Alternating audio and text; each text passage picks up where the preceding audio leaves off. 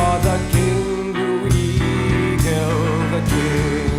Oh, the eagle's the king of them all, and his blue feathers never will fall. For the blue and the white and the eagles in flight, Ateneo will fight today. High, blue eagle fly and carry a cry across the sky. Cast your shadows below, swoop down on the foe and sweep up the fields, oh, and sweep up the fields away. Fly high over the fields, make known through the breeze of victories. Spread wide its wing, for you are the king, Blue Eagle, the king.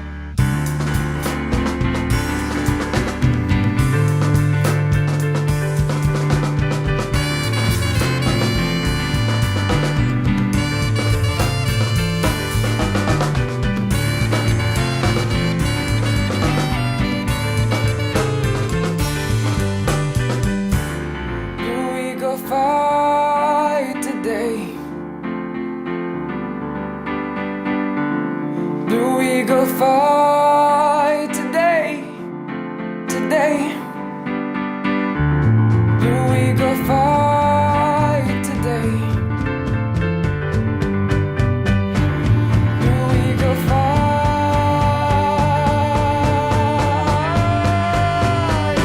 Blue eagle fight today. Blue eagle fight today. Blue eagle fight today. Coming up next, Level Up Exclusives on Radyo Katipunan 87.9 FM. Katipunan. Radyo, radyo, radyo, radyo, radyo, radyo, radyo, Katipunan. Radyo, Katipunan. Radyo, Katipunan. Radyo, radyo, radyo, Katipunan. Radyo, Katipunan. Voice of the Blue Eagle, kami di mapipigil sa pagbabalitang tumpak at tama. Buhay atenista, sa loob sa labas ng eskwela, ating ibibida lahat ng eskwela. Radyo, radyo, Katipunan. Radyo, radyo, radyo, Katipunan. Radyo, Katipunan. Kawal ni Ignacio, Katipunero sugod, todo sa kayod, tulong at tulong. Lipad na Blue Eagle, galing giting at gigil, blue and white, one big fight. Radyo, radyo, radyo, Katipunan. Radyo, radyo, radyo, Katipunan. Radyo, Katipunan. Radyo, radyo, radyo,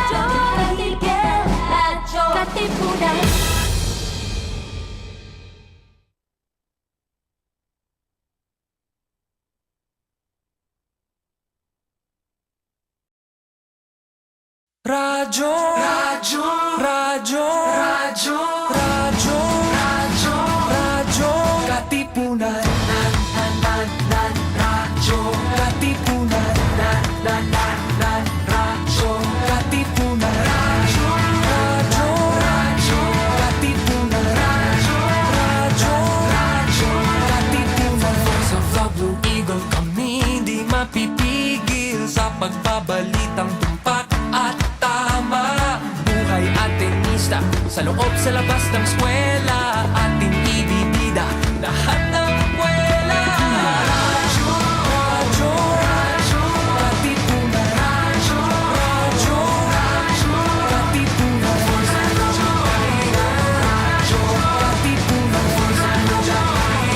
Radyo, Katipunan. Kawal ni Ignacio, Katipunero sugod, todo sa kayod, tulong at tulong. Lipad na Blue Eagle, galing giting at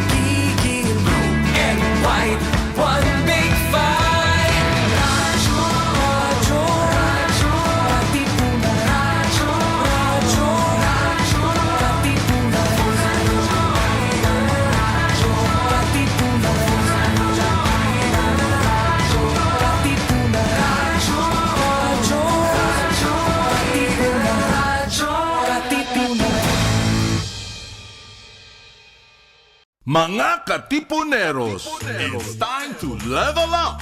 Your talk variety program showcasing the best in media and other fields. As we feature the most loved personalities and the best practices of what we truly refer to as MindSHIFT. Together with multi-awarded multimedia guru Mr. Noel Ferrer, let's all level up every Friday from 3 to 6 p.m. here on Radyo Katipunan 87.9 FM. Slowly poisons the well of truth. Shared democratic values, historical facts, and scientific knowledge that keep our society together. It has polarized the world, but in the end, the main culprit is not the vlogger or the so-called troll. The enemies are the vested economic interests that deliberately deploy and amplify deception using platforms and their propaganda machines. The worsening climate of impunity that makes disinformation even more dangerous. Because of my work in the past years, I have also been the target of disinformation and red tagging. That is, being designated as a terrorist sympathizer or a covert enemy of the state. That makes me smile a little bit. The attacks are designed to discredit, intimidate, and foment public animosity against me and often my family. But it also seems to be part of a broader pattern to harass and undermine members of the media whose reporting does not fit a particular agenda. Many of my colleagues in the press have experienced the worst forms of systemic vilification and harassment in recent years. They are slapped with cyber libel and trumped-up charges. Their websites are attacked. Bounties are placed on their heads. Worst of all, some get killed. As a journalist, my task is to uncover, share, and defend the truth. But as the custodians of knowledge, you are as much a defender of truth as I am.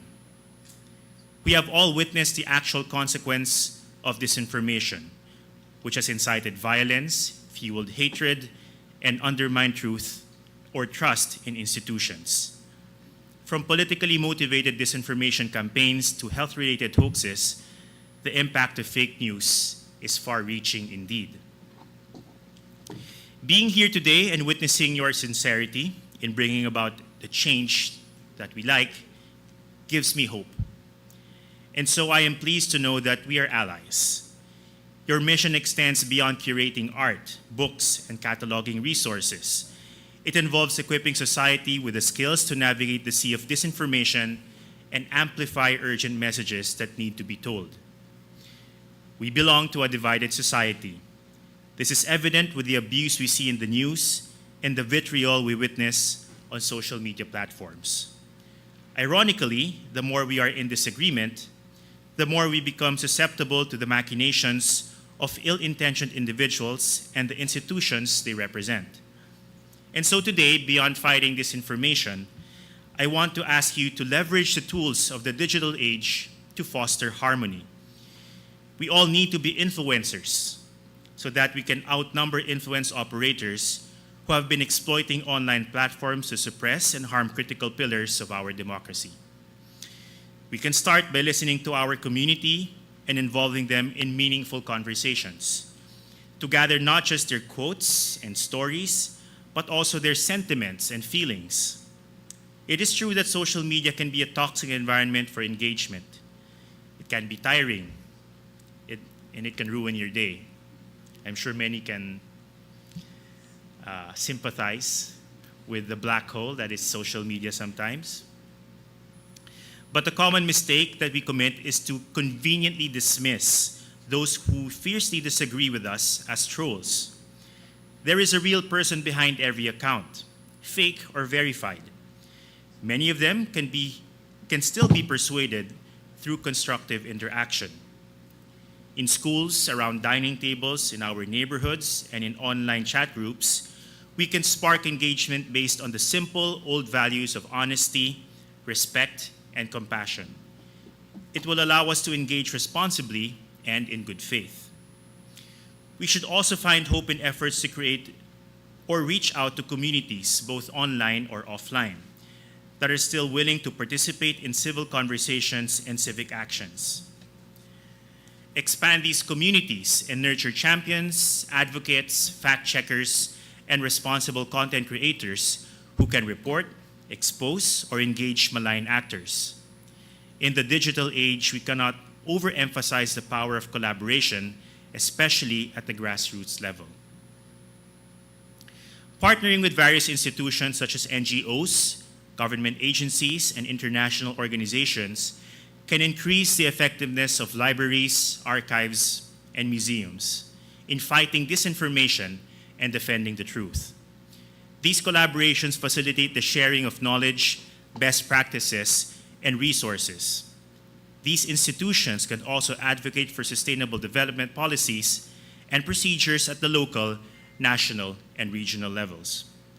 They can provide evidence-based research and data to inform policy decisions and encourage governments and organizations to adopt environmentally and socially responsible policies.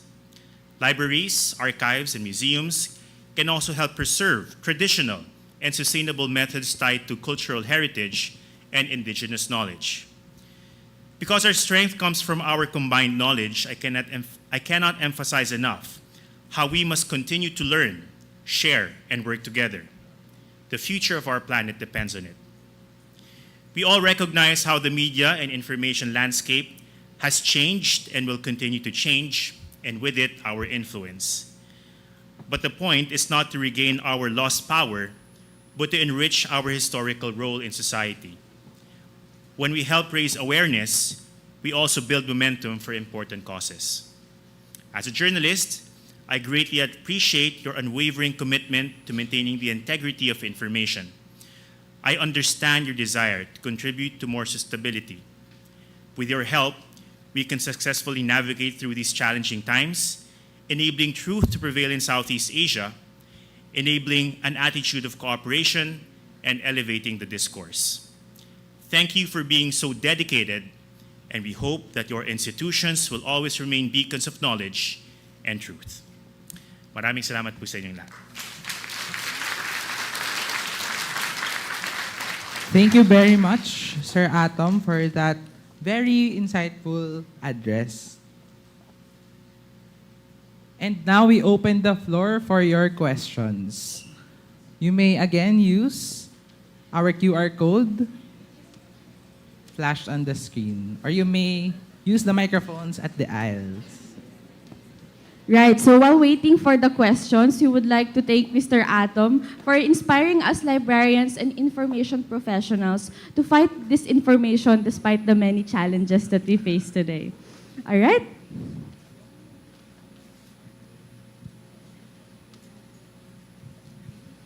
Okay, so let's keep the questions coming.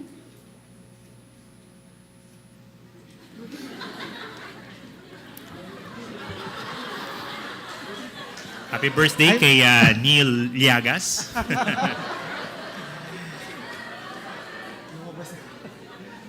My fellow Libran. I just noticed that you're part of this media and information literacy project that launched, was it last week, with Cara David? Yes, and others? around last week, if not 2 weeks ago. Because we are also concerned about information literacy in particular, but the project is media and information literacy. Maybe you could tell us more about that.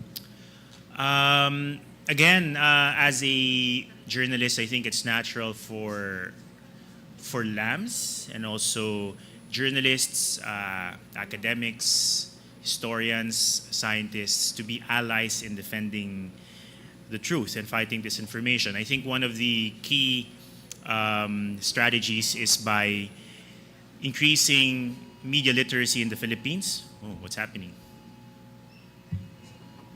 There's an earthquake. A series of earthquakes, no? Kanina, Batangas. Kanina pa yun, Una ko na nakita sa Twitter. Anyway, or X now. Going back to media literacy, I think especially in the Philippines where there is a scarcity of information and there is a poverty of education, not just media literacy, but certainly media literacy is one. It's hard to keep up with the changing information landscape.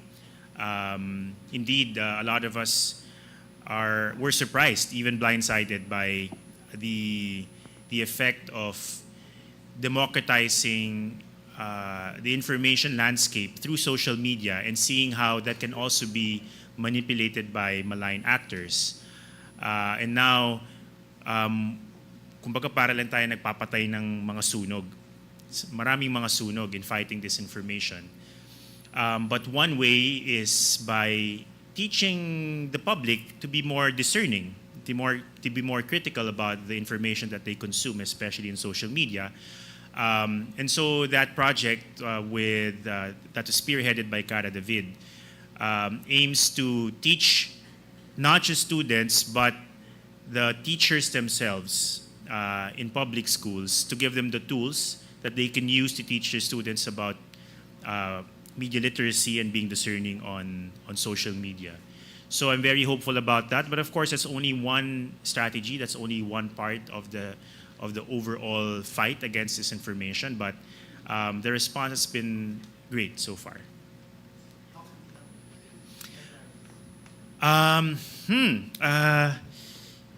I think in general, as stewards of information and repositories of public knowledge, basically of knowledge of society, both emerging and historical, maybe we would have to discuss about the specifics, but for sure, in terms of promoting critical thinking and also providing information that is vetted, truthful, like I said earlier, scientific and analytic, we can provide another space, especially for young people, where they can get their information, and we can also build communities around that, so that they're not as reliant or not as susceptible to agents of disinformation online. Because right now, they almost win by default. Because, nowadays everybody has a smartphone, and you're keyed in to your favorite social media account. And because they're not equipped with the sort of critical thinking, in fact, I would say an elevated level of critical thinking that we have been used to in the past decades, madali silang mahulog sa ganon. So I think as allies in defending the truth, we can work with each other, build those communities, find our champions, organize events around that advocacy, and so on. There are so many things to explore, so we can parang be united, at least in this particular front. All right, last question, Mr. Atom. Sorry. Next question. Sorry. Hey. Okay, good. From Nisreen. Hello po. I just want to ask, what advice can you give to the aspiring librarians in terms of not being afraid giving truthful information? Wow.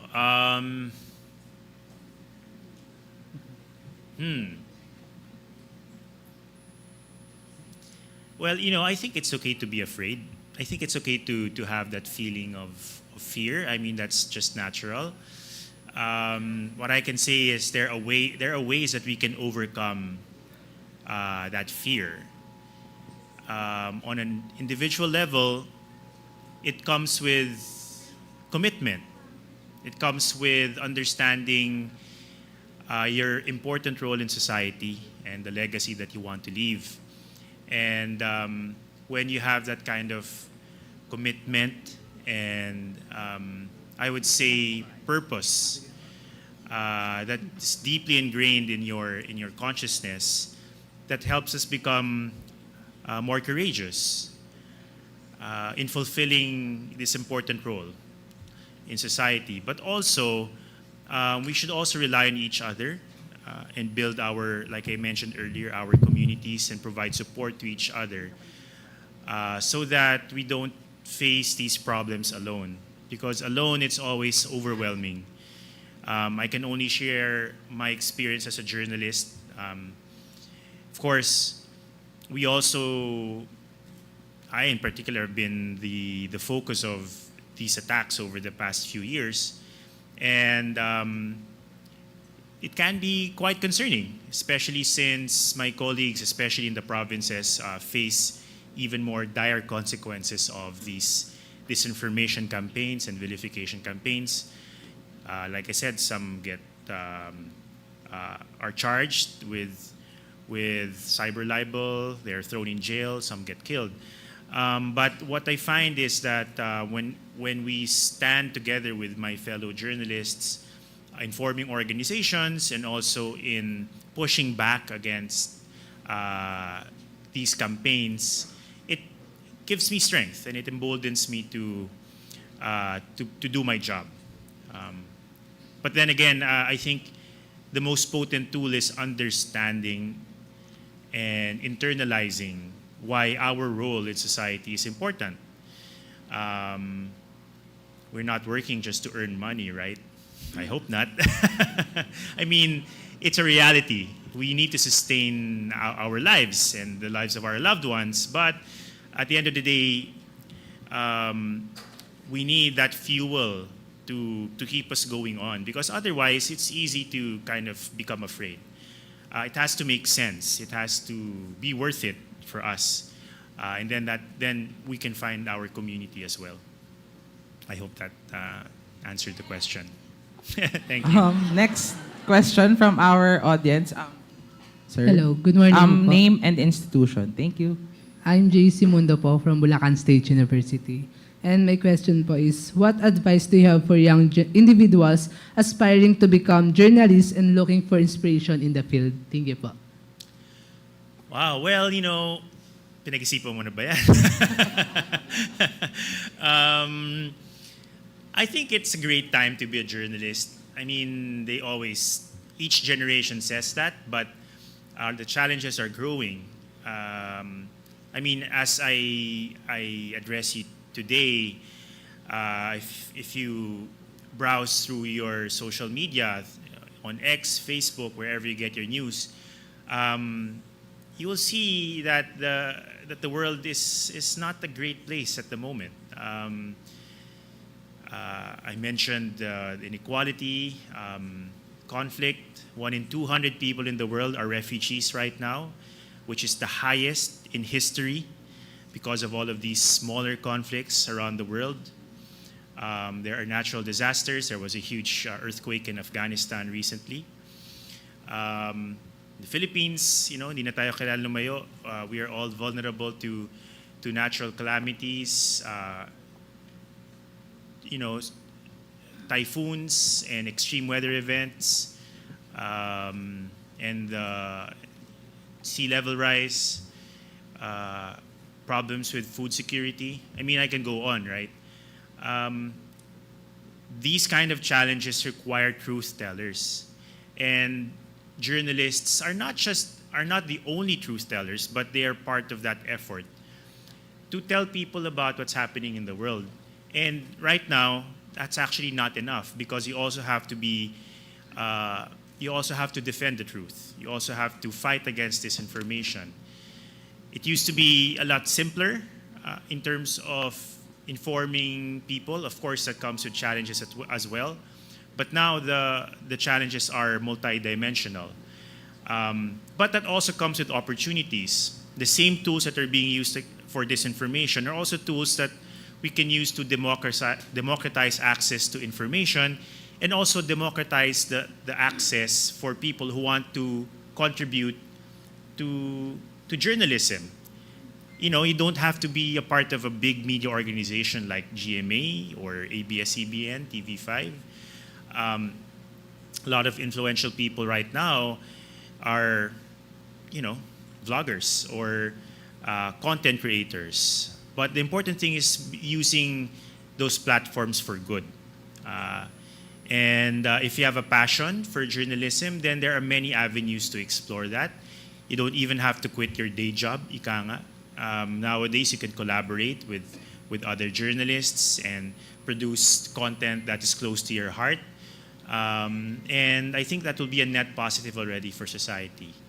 So I can't really tell you, depende kung anong talagang gusto nyong gawin, kung gusto nyo talagang maging journalist in the first place. Again, I caution you. No, I'm just kidding. Of course, it's a great job. But yeah, we need people like you. So I highly encourage you to join the profession. It's great. Can be quite exciting and exhilarating. All right, thank you. Another question from our gentleman. Other end? So, good morning po. My name is Isaac Marquez po from Polytechnic University of the Philippines. So, my question po is, as a future librarians po and the same with news reporters and journalists po, we also meet diverse people. So, for like me, would you give us some advice po on how can introverted or shy librarians learn from confidence building of news reporters and how they, to boost their own confidence po when it comes to serving library patrons? My gosh, what a question. Wow, that's tough. I mean, believe it or not, I consider myself introverted. Tamang-tama nasa Ateneo ako. I can share with you a story. When I was in when I was studying in Ateneo grade school, I was very shy to the extent that my parents became quite concerned that I wasn't socializing enough. And so when I was in grade 3, it was a thing back then, I'm not sure if they still have it today. We had a co-curricular activity or a co-curricular clubs that we had, I think, every Wednesday or every other Wednesday. And my parents encouraged me to join the Ateneo Children's Theater to force me, essentially, to socialize and to put myself out there and to be able to stand on a stage like this one. So what I'm trying to say is it can be learned. The anxiety might not go away completely. I still feel a little bit anxious whenever I face crowds like this one. But you learn some of the tricks and the tools that you need to survive. Not necessarily to thrive, but to survive the social landscape. Some of those tricks might include getting better at small talk, knowing the right questions to ask, listening and trying to look like you're interested. But also knowing when to kind of preserve your energy and to kind of recharge that social battery, as it were.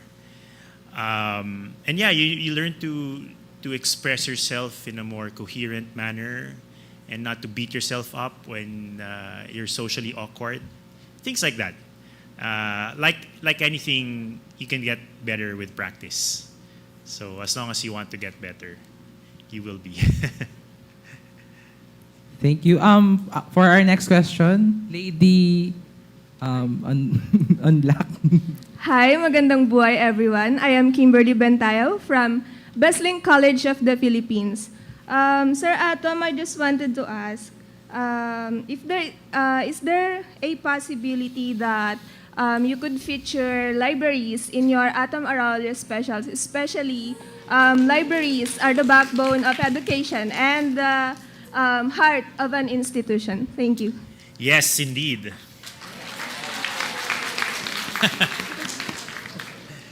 Yun na yun. No, yeah, I mean, for sure. And thanks for the idea.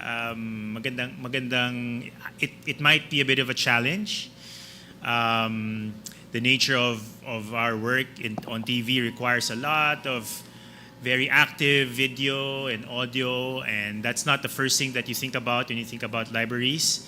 But there's always a way of telling a story, especially when it's important. So yeah, thanks for the idea. Thank you very much for answering my question. Thank you po. Thank you very much for that question. Gentleman on the right. Hello po everyone. Hello po Sir Atom. I am Lawrence Mangaya po from PUP Manila. And I just want to ask this question po. What do you think is the best way to deal with the perpetrators of disinformation? So thank you po. Well, I think first of all, it's like I mentioned earlier, it's important to understand the nature of the beast. Disinformation did not suddenly exist in a vacuum. It's the result of many years of people with vested interest understanding how they can game the system. And, you know, these individuals are usually part of larger organizations that have resources and the know-how, the technical know-how to exploit our algorithms, the algorithms that we are faced on a day-to-day basis, and use that to amplify disinformation to support their particular agenda. I say that because we have to approach the problem on multiple levels. I mentioned on one end our individual responsibility to be good influencers, to engage when we can, and not to dismiss people that we disagree with automatically as just trolls. So we have to go back to good old-fashioned values, respect, and patience, and understanding, empathy when we engage in social media. But of course, that won't get us anywhere if we only rely on that. I mean, I'm sure sawang-sawa na kayo sa mga paalalang ganito. At marami na rin siguro sa inyo napaaway sa social media. So that's not the end of the story. The other part of the story is seeking accountability for people who actually finance and organize this information. And these might not be people that you might be surprised who these people are. They are not like people in cloaks hiding in the shadows, chanting demonic mantras. They're real people. In fact, some of them are professionals. Some of them work in PR. They are part of advertising companies. They are pleasant people. They just figured they need to do this to make a living, and that's not right. But it's not the end of the story, or it's not. We don't have to consider them an enemy right away. But we have to seek accountability by exposing how that proliferates, and who are the people who are backing those operations. Politicians, big business, and so on and so forth. And then the third is also seeking accountability from social media platforms. Kasi, hindi naman pwedeng lahat ng responsibilidad nasa atin eh. Kailangan din natin habulin halimbawa ang Facebook, ang YouTube or Google, X, TikTok, and so on, and challenge them and push them to police their platforms better, and to weed out obvious disinformation in those platforms. So yun, there are many levels to this, but we can contribute on each level. That would be all. Thank you po. Thank you. Thank you. Wow, we've had some great questions so far. Lady in blue. Hard questions, actually. Okay, good morning po. I'm Elle from Ateneo de Manila University. In relation to what you just said, I just wanted to ask, how can we effectively and professionally combat deep-rooted disinformation within impoverished communities, recognizing that the intergenerational nature of this information may make it challenging for people to embrace the truth, in line with the concept of mutual support that you mentioned earlier? Yeah. Wow. No, but that's an important question. I think it's important to to access and also to take advantage of interpersonal connections when it comes to fighting disinformation at an individual, at a granular level, at a community level. We should approach it as everyone's duty, and we cannot just come in as outsiders and assume to know what the community needs without consulting them. Because more often than not, that just results in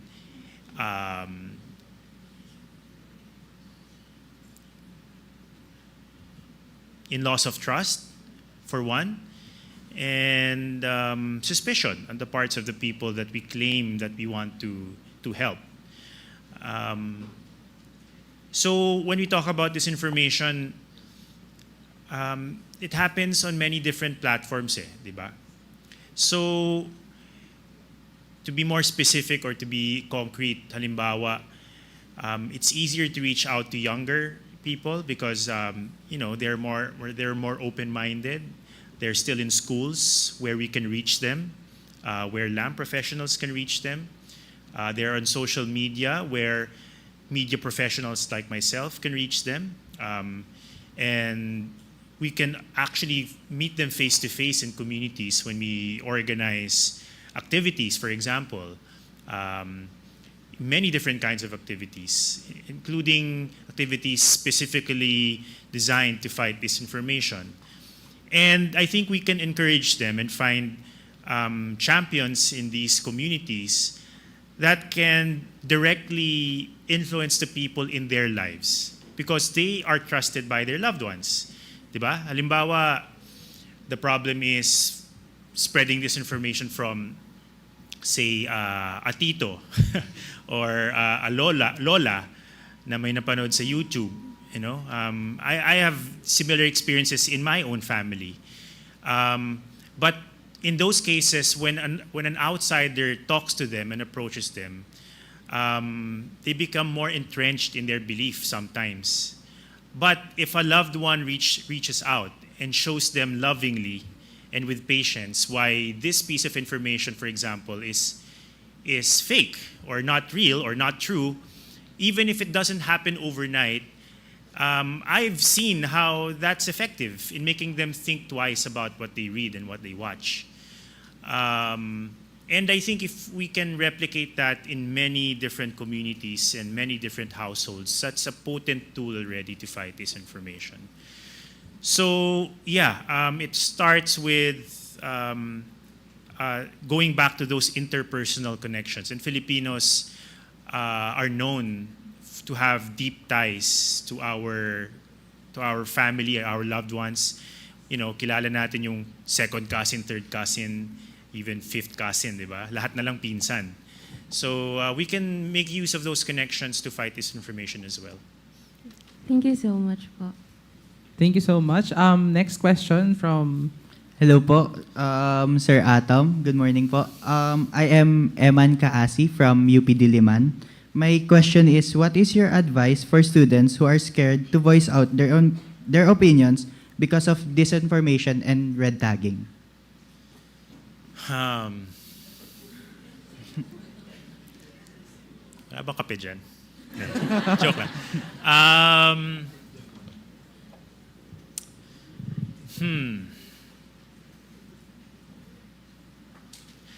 I guess it's similar to the question I answered earlier.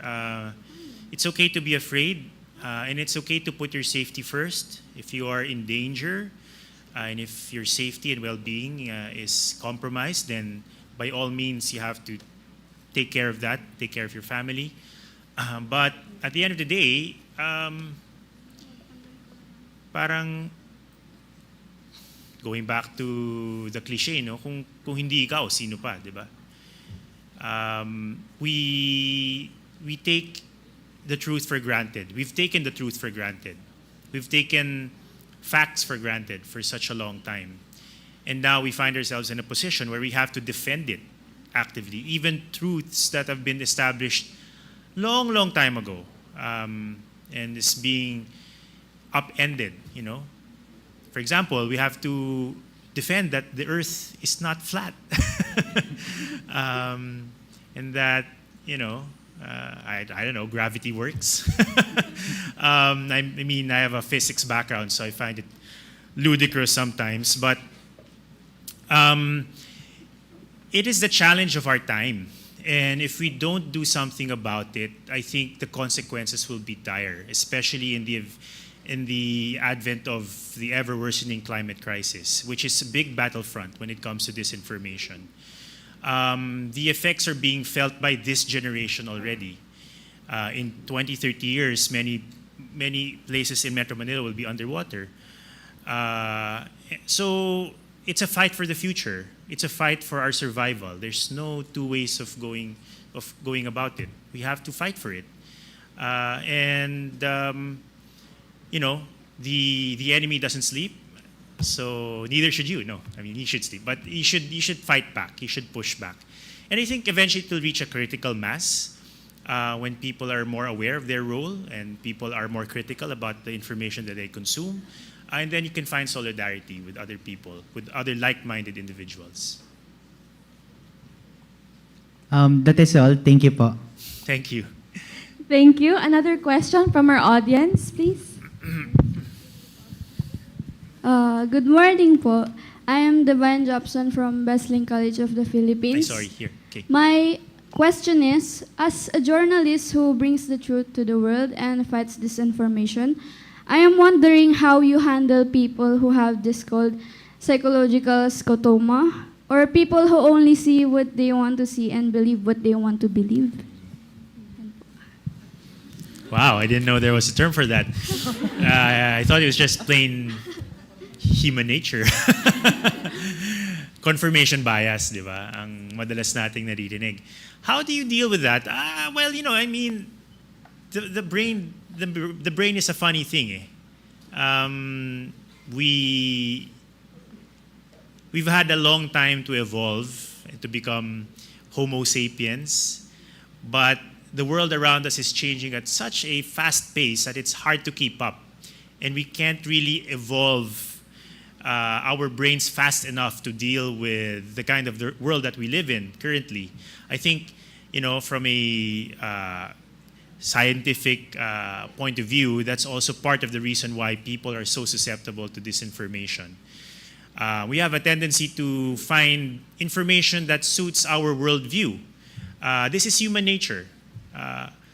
The good thing about it is that we are not animals, and we can fight against our human nature by different ways. By first of all, by educating ourselves and being aware of this thing called confirmation bias. As a community, we can also fight that. We can also, again, provide these spaces where information can be shared, the truth can be shared, and we can cultivate these spaces so that people are encouraged to think more critically about the information that they consume. And so on and so forth. These are things that I've also mentioned earlier already. So I don't think it's the end of the world that humans are wired the way they're wired, but we've achieved many great things. This will not be the end of the road for us. We can surely find a way to overcome it and look forward to a better future. Thank you po.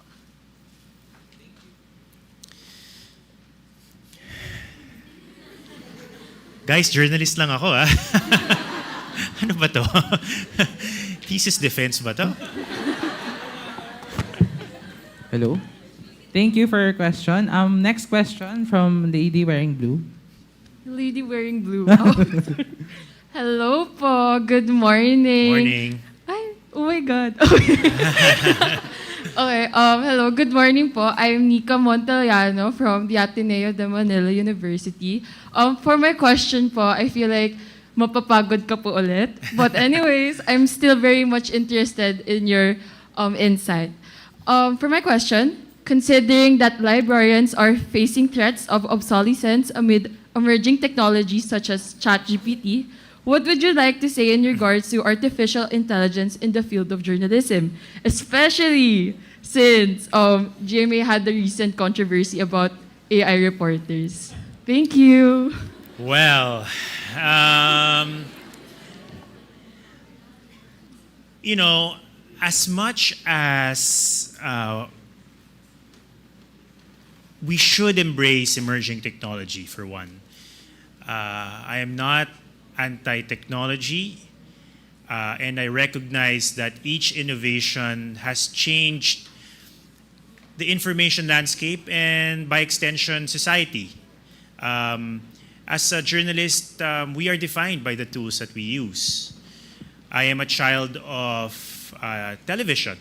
I grew up with first the analog broadcast, and then the cable came along. I was exposed to more channels, more sources of information, and then the internet came along, and then that came with challenges as well. It changed the way we report. Thankfully, I was there when it was only happening. I was just a baby reporter, so I was able to adapt quickly. But before me, generations before myself, you know the song "Video Killed the Radio Star," right? Kakatayin ko pa ba? Di na. Yes. Yeah. No, but before, the stars were the people on radio. You have your disc jockeys and your announcers. And then TV came along and they had to change. They didn't go away. Radio is still around, but they had to change. Before radio, there was, printing. That was also revolutionary. So what I'm trying to say is innovations, technology will always develop. We always have to be ready for it. AI is here. We can't do anything about it. We can't roll back time. We can't cast it into the darkness. It's here. We have to grapple with it as a community, understand it, perhaps learn from the lessons that we had in social media, where we only saw the rosy side of social media and how it was able to connect us so easily.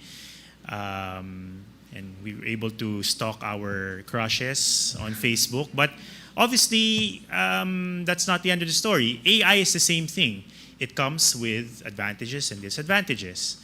I, as a journalist, I'm especially cautious about the new technology, if only because it's difficult to understand. AI is also called the black box because you don't really know how it comes up with that information. It's not analytical in the sense that you can follow each step of the way, where you enter a question and then you can follow how it generates the answer. You don't know. It's a language model. That's how it works. It uses big data, right? And sometimes it can make egregious errors, kahit counting lang eh. Parang how many numbers are between 0 to 10? Mali-mali. Each iteration you ask, it gives a different answer. So it clearly has its limitations, but it also has mind-blowing capabilities. So I think we shouldn't be afraid of it, but we should approach it with caution. Be more cautious than gung-ho, I would think. And also keep in mind that we should give justice also to people who provide the information for language models such as AI. Kasi nga, di ba, malaking bagay yung naging strike sa US, where they're using AI or there's a danger that they can use AI to make scripts, even generate the actors themselves so that they don't need them. You can generate anchors also. So yeah, there's big potential, pero pag-usapan natin, dahan-dahanin natin, at wag natin i-cast aside yung mga tao na maapektuhan ng AI. At the end of the day, AI is nothing without the content that is generated by humans. I think we can all agree on that. So, yeah. Thank you very much po. Sana po masarap ang kape niyo every day. Thank you. Thank you. Thank you very much for that question. All right. So, due to limited time, we'll only accommodate the last 1, 2, 3 questions. Okay, so ask away. So, good morning po. Wait lang, compose ko lang. So, good morning, Sir Atom. I am Noe from the Philippine Normal University po. So, my question is, what advice can you give to young librarians as well as young journalists like me who are gradually losing their flame for fighting for the truth? As well as, what can you say about po to those who are instead of being the beacon and defender of truth or the ones being responsible for spreading disinformation po? Ano nga uli yan? What can you advise po to young librarians journalists. and journalists po who are gradually losing their flame in fighting for the truth po? Actually, it's such a interesting time, an exciting time to be an up-and-coming journalist, I think. Again, because of the tools that I mentioned earlier. In fact, some people say, and I agree to an extent, that all of us are journalists already because the same system that journalists use to gather information and share it to the public, we also use on a micro level whenever we engage in social media, right? When we post a picture, when we share an article, when we write a short essay about our experiences, we essentially gather information, we decide, we vet that information, we basically say, this is true, and this is something that I want to share. And our posts can go viral.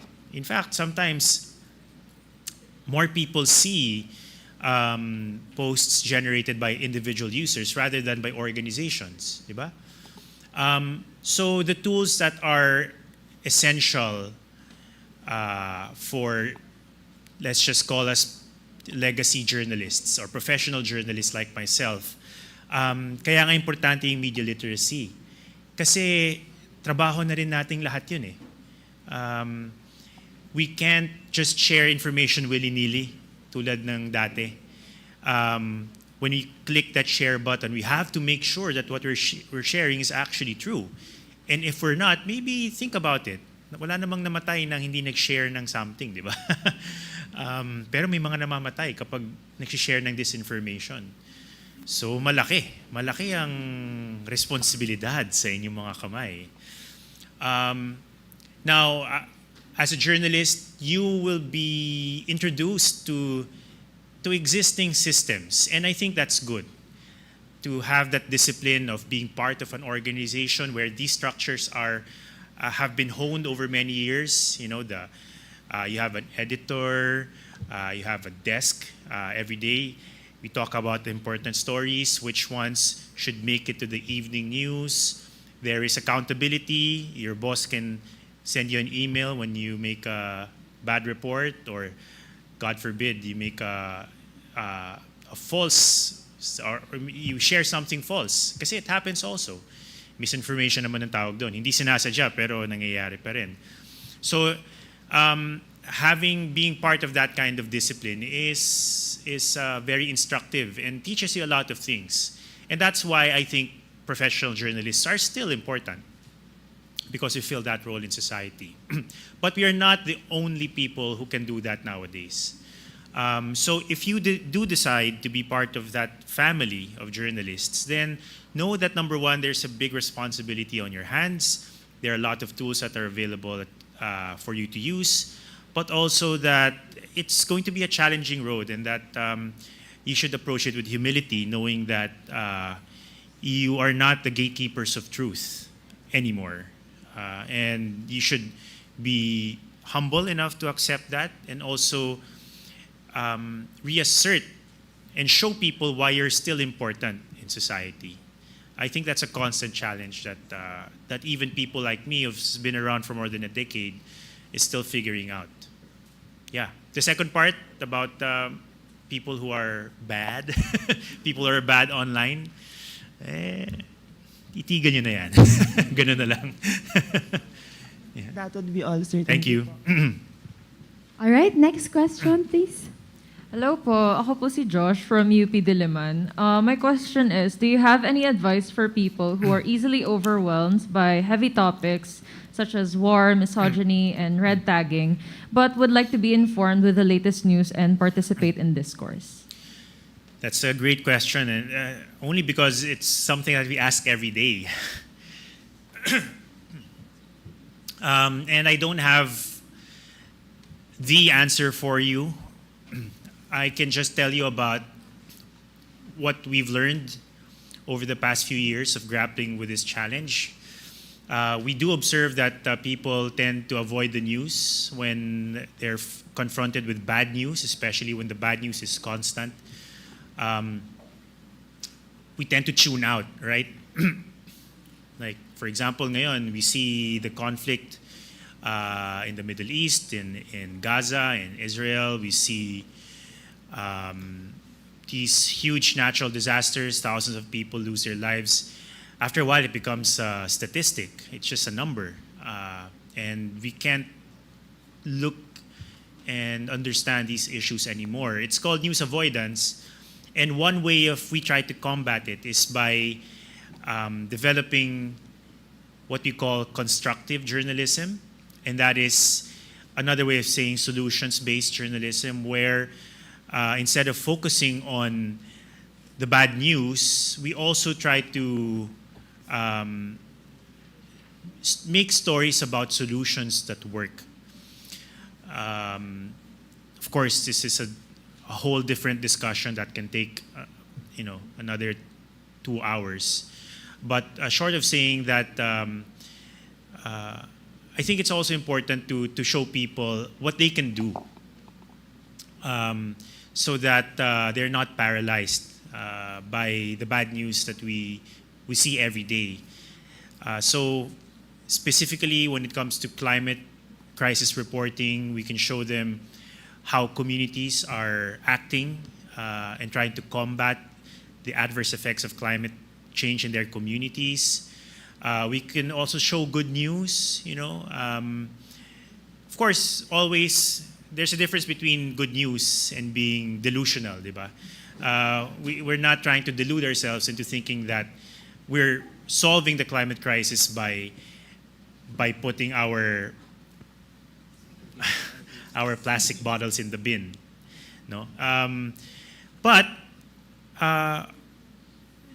these small efforts, especially when they're taken into context, especially when we say what it can do, how we can scale it up, and what are its limitations as well, then we can see in a more holistic way what we can do to fight the climate crisis without losing sight of the bigger challenges along the way that requires action not just on an individual level but on a government level or a society level. So I just want to say that that's not your problem, and don't feel guilty that you tend to look away from time to time, because it's human nature. We can only take so much of bad news before we get into our fight or flight response. We go away from it because it makes us feel bad. But constructive journalism is one way of fighting that kind of tendency. Thank you so much po.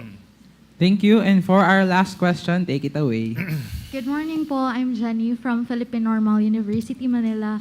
And for the last question po, maybe I would like to hear, and maybe most of us would like to hear about your professional insight as a journalist about the issue regarding the Philippine independent bookshops becoming target of red tagging. It's sad. It's terrible. What can I say?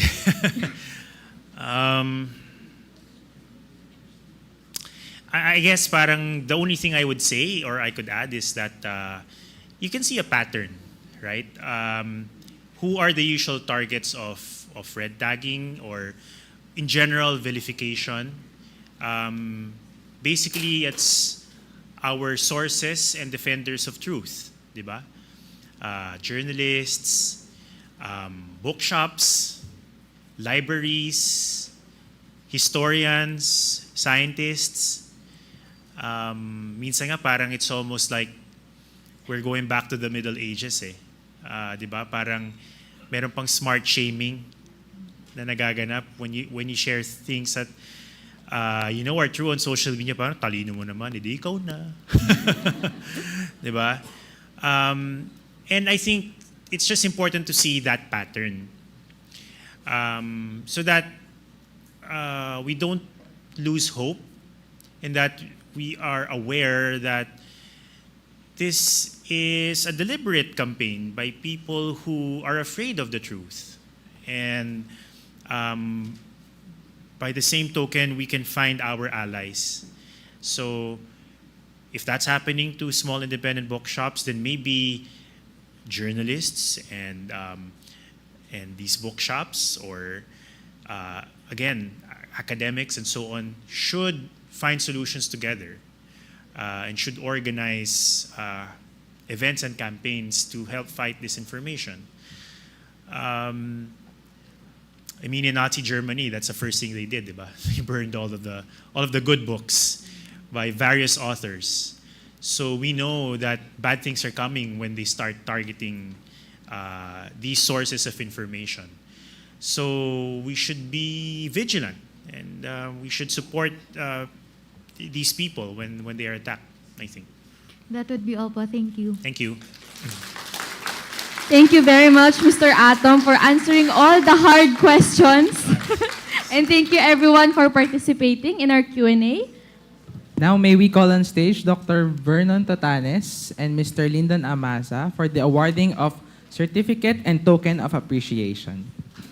But before we proceed, I just want to thank all of you, especially those seated here, for not being asked to come forward, surprisingly. Okay.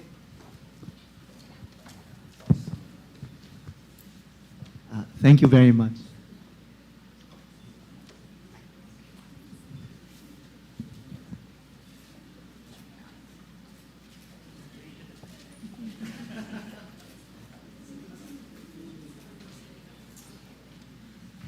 Thank you. One more round of applause. And now I'm sure some of you want to have your pictures taken. Is it okay with you? Thank you, thank you. Mga Katipuneros, it's time to level up! Your top variety program showcasing the best in media and other fields.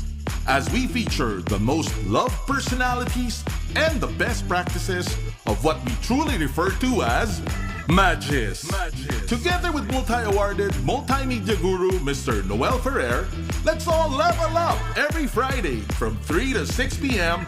here on Radyo Katipunan 87.9 FM.